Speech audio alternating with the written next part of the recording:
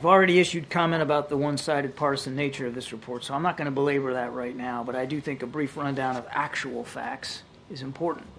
First, on the very day this administration took office, the Taliban was in the strongest position it had been in years, and the Afghan government the weakest. The Trump administration cut a deal called the Doha Agreement that mandated a complete U.S. withdrawal from Afghanistan, and yes, that included Bagram Air Base, by the end of May 2021. That deal also released 5,000 Taliban fighters from prison. 5,000 fighters. In return, the Taliban agreed not to attack U.S. troops, which is a good thing because the former president reduced our presence in Afghanistan from about 14,000 down to 2,500. As General Frank McKenzie, former commander of U.S. Central Command, said himself in testimony, the Doha deal had a, quote, really pernicious effect, unquote, on the Afghan government and military. As we saw, it demoralized them and it disenfranchised them. They knew right then and there that America was on its way out. Indeed, in October of 2020, then President Trump ordered his military to rush the exit from Afghanistan and have everybody leave by Christmas of that year. President Biden, for his part, faced a stark choice when he came to office. Abide by the flawed agreement and end America's longest war, or blow up the deal, extend the war, and see a much smaller contingent of American troops back in combat with the Taliban. He chose the former, and he was able to buy additional time to prepare for that withdrawal all the way into the summer. And we as a nation are safer for it. Any and every discussion about what happened in Afghanistan has to start right there. Sadly, the report does not dwell on it. Now, there's some other falsehoods, too many to mention, but a few do stand out, and I'd like to tick them off if you don't mind. 1, there was, in fact, planning for evacuations, planning that started in the spring of 2021 and included all the requisite agencies. In fact, the Department of Defense pre-positioned military units in the region so that once a decision had been reached to evacuate, they would be poised to respond in a timely fashion. 2, there was no fine-tuned assessment of how fast things would unfold in August of 2021. It all moved a lot faster than anyone anticipated. As the Taliban moved in, Afghan forces stopped fighting, and the Ghani government fled. As then chairman of the Joint Chiefs of Staff, General Mark Milley said, quote, nothing that I saw indicated a collapse of this army and this government in 11 days, end quote. 3, there was no point in securing Bagram Air Base for use during the evacuation. Doing so would not only have required thousands of additional U.S. troops, but also would have required a dangerous trek by evacuees over Taliban-controlled territory, making the evacuation even more difficult to execute than it already was. 4, there was no handover of U.S. equipment to the Taliban. That equipment had been provided to Afghan security forces appropriately and with congressional approval over the course of 2 decades of war. That equipment was left by those Afghan forces when they surrendered or stopped fighting. And 5, there was no deception, lying, or lack of transparency by this administration, either during or after the withdrawal. We did the best we could every day to keep the American people informed of what was happening. We conducted our own after-action reports and shared those too with the public. And as I mentioned, we cooperated extensively in this investigation and we continue to work with the War Commission. Ending wars is more difficult than starting them. President Biden knew that. He acknowledged that. But it doesn't mean that the decision to end this one was wrong or that the withdrawal wasn't conducted as professionally and as bravely as was humanly possible given the circumstances. It doesn't mean we don't grieve and mourn with the families of those whose lives were tragically taken during the withdrawal, especially at Abbey Gate on the 26th of August of that year. And it doesn't mean that we don't still look with awe and admiration at the many thousands of men and women who waged this war over the course of 20 years. Troops, diplomats, intelligence experts, contractors, and civilian employees from this and dozens of other nations. They accomplished the mission for which they were sent to Afghanistan. They helped make us a safer nation. Sadly, 2,461 of them did not make it home. And many of those who did still struggle with the wounds of war, seen and unseen. As the President has said, we owe them and their families a debt of gratitude that can never be fully repaid. But now that the war is over, our nation can better focus on other pressing national security interests around the world. We would do well in all this partisan rancor over the withdrawal to remember that. Let me take some questions.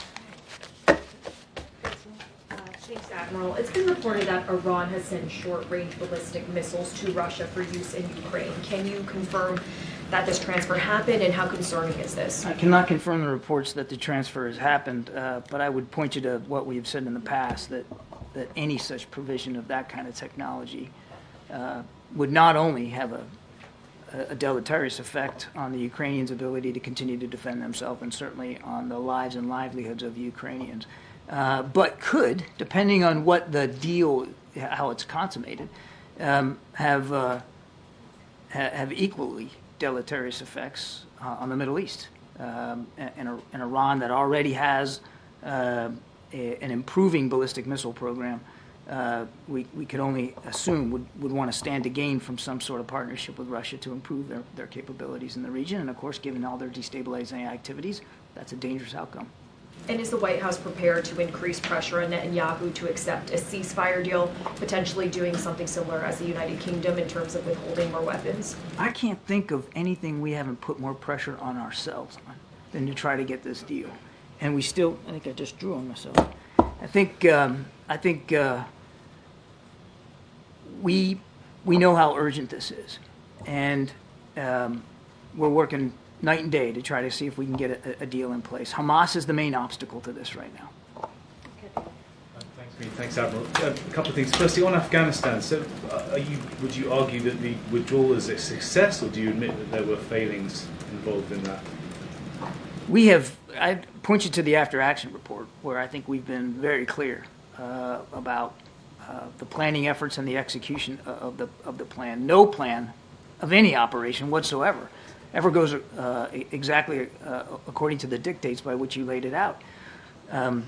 Clearly, there were moments of great violence, and there were moments of mission execution that didn't go exactly the way we wanted it to go. I mean, nobody's walked away from that. But in the main, we were able to get 120,000 some odd folks out of there safely, with an airplane taken off about once every hour. And again, we've laid it all out in an after-action report that the State Department did, that the Department of Defense did, that we did here. And sorry, just very briefly on the point about Keir Starmer's visit and Gaza.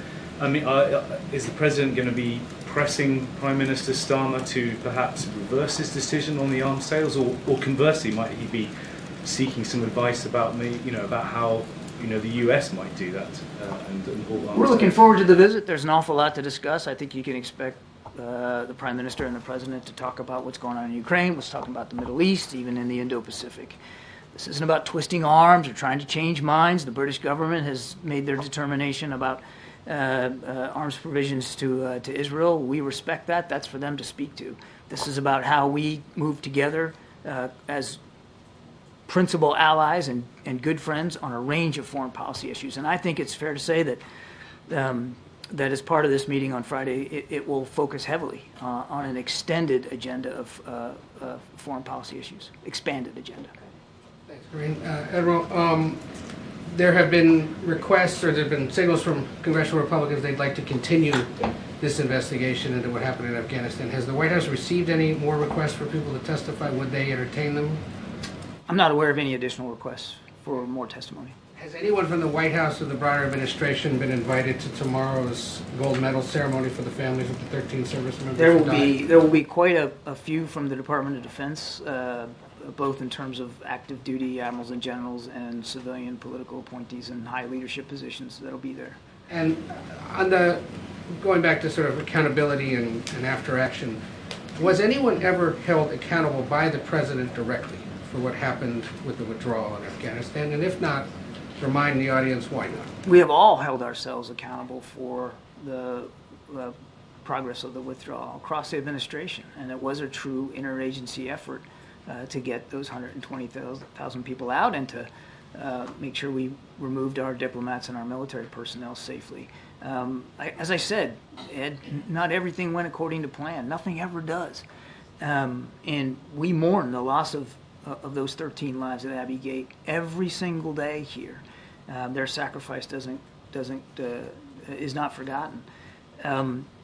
But again, we hold ourselves all accountable for that.